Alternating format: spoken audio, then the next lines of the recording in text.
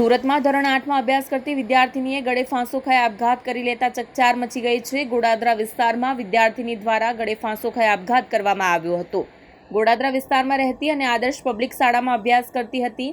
Fee નહીં ભરવાને લઈને વિદ્યાર્થીને 2 દિવસ શાળા સંચાલકોએ ટોયલેટ પાસે ઊભી રાખી હતી।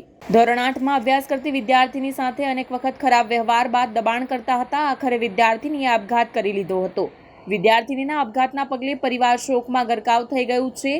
હાલ આ મામલે ગોડાદરા પોલીસે વધુ તપાસ હાથ ધરી છે। પરિવાર દ્વારા આક્ષેપ કરવામાં આવી રહ્યા છે કે શાળાના કારણે તેમણે પોતાની વહાલી દીકરીને ગુમાવવી પડી છે। મૃતક દીકરીના પિતા રાજુલાલ ખટીકે કહ્યું કે મારી દીકરીને પરીક્ષા આપવા પણ દીધી નહોતી, ઘરે રડતા રડતા આવી હતી। બાદમાં અમે શિક્ષકને ફોન કર્યો હતો, 1 મહિનામાં ફી ભરી દેવા કહ્યું હતું।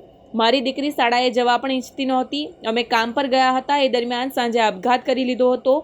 અમારી એક જ માંગ છે કે આવું કોઈ દીકરી સાથે ન થવું જોઈએ। રાજુલાલ ગોપીલાલ ખટી। શું ઘટના બની?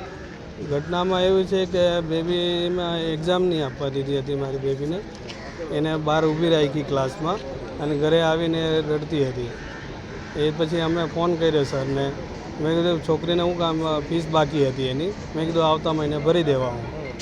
તો પછી એને સ્કૂલ મોકલવાની તો એ સ્કૂલ જતી નથી હતી, એ કે મારે સ્કૂલ જવું નથી કે પછી ત્યાર પછી 1 દિવસ ગઈ હતી સ્કૂલ, પાછી 4-5 દિવસ ગઈ નથી। તો રાતે એને 6-6:30 વાગે આવું કરી દીધું। અમે બધા જો કામ પર હતા। હવે તમારી શું માંગ છે? મારી એ જ માંગ છે કે બીજી ડિગ્રી હાથે આવું નહીં થાય, પેરેન્ટ્સ સાથે આવું, અને બીજી કોઈની બેટી એમના હાથમાંથી નહીં જાય બસ। સ્કૂલના આદર્શ પબ્લિક સ્કૂલ ગોડાદરા।